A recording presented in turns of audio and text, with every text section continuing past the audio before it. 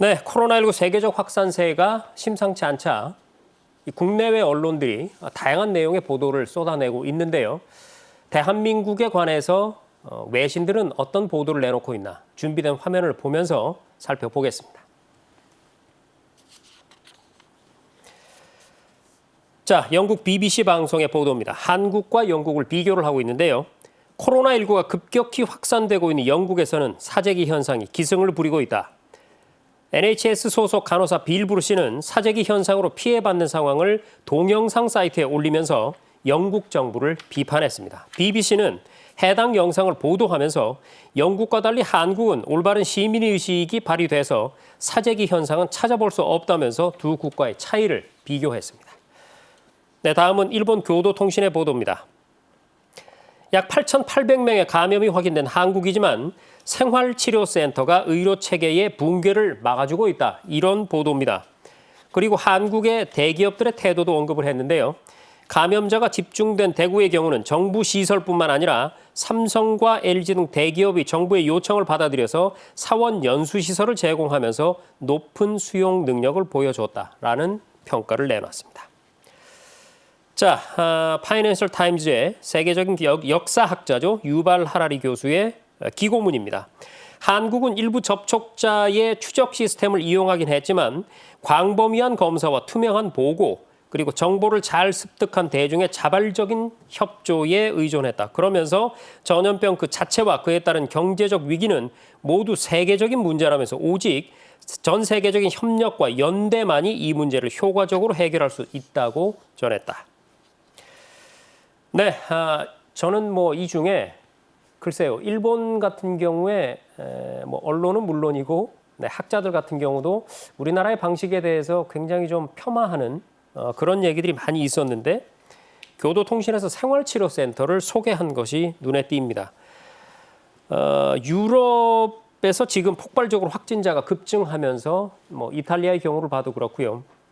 의료 체계가 받쳐주지 못하는 모습, 의료체계의 붕괴 현상 이런 것들이 나타나면서 각국이 우리나라의 이 부분을 눈여겨보고 있는 것 같은데요. 자, 김경호 교수님, 생활치료센터의 역할 어떻게 보세요? 네, 우선은 그 경증 환자의 어떤 적절한 치료와 또 경증 환자가 중증화되는 것을 빨리 발견해서 치명률을 낮추는 합병증을 낮추는 그런 시설이 필요했는데 그런 역할을 생활치료센터가 적절히 잘 했다고 보이고 있고요. 네. 또 이 외국에서는 이제 호텔을 비워서 그쪽을 병원 시설로 쓴다든지 아니면은 또 중국처럼 이제 체육관에 이렇게 침대를 놓고 이렇게 많은 사람들을 수용하는 것을 봤는데요. 물론 우리나라도 이러한 그 생활치료센터로 쓸 만한 어떤 연수센터나 이런 대규모 숙박시설이 없다면 큰 스테디움이나 체육관을 이런 걸로 써야 되는 순간도 올 수도 있었을 뻔했지만 네. 모든 국민들이 이제 폭발적인 증가를 잘 막아서 아마 이제 그렇게까지는 안 했는데요.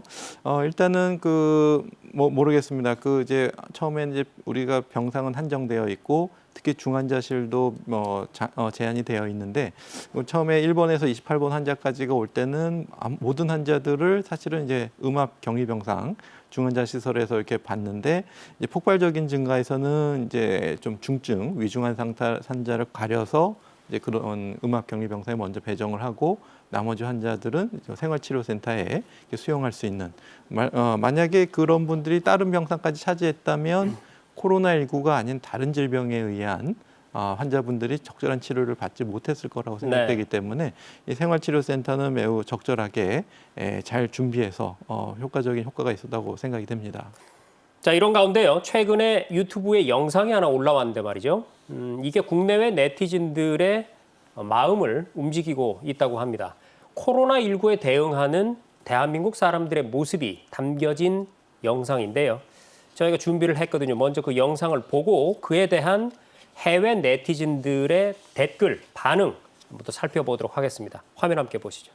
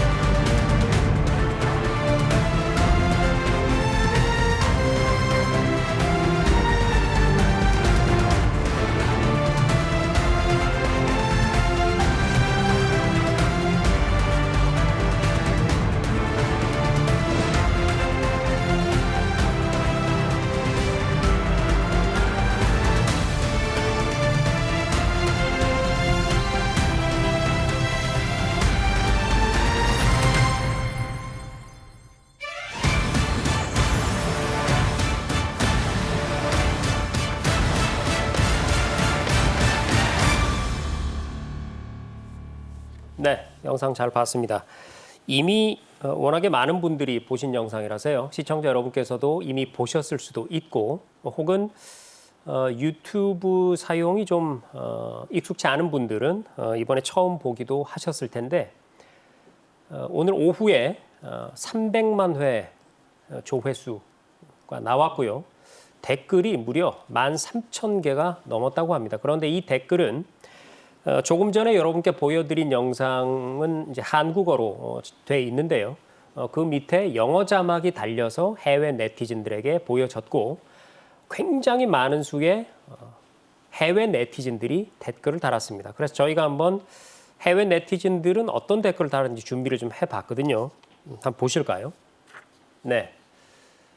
한 외국 네티즌은 이렇게 댓글을 달았습니다. 멋진 사람들, 멋진 나라. 당신들은 코로나19와의 전쟁에서 이기고 회복할 것이다. 충분히 자부심을 가져도 된다. 그 결과는 머지않은 미래에 나타날 것이다. 힘내라 한국. 자, 또 다른 해외 네티즌은 이렇게 댓글을 달았습니다. 한국은 진정한 민주주의가 무엇인지 보여주는 최고의 예시다. 네, 다음 해외 네티즌의 댓글입니다. 이 영상을 보면서 왜 내가 자긍심을 갖게 되는지 모르겠다. 나는 유럽인이지만 내가 한국을 정말 좋아하고 인정하는 데는 여러 이유가 있는데 이것이 바로 그 이유 가운데 하나다. 물론 이 댓글도 외국어로 달렸는데요. 저희가 번역을 했습니다. 네, 그래서 한국어로 여러분들께 설명을 해드렸고요. 저 영상의 주제어가 이상한 나라죠. 참 이상한 나라가 있다. 무슨 일만 벌어지면 전 국민이 나서서 자기 일처럼 도와주는 나라, 남을 위해서 본인을 희생하는 나라. 그런데 저 영상을 보다 보니까 듣고 보니 참 이상한 나라기는 합니다. 그런데 저는 이 이상한 나라의 국민인 게 굉장히 자랑스럽네요.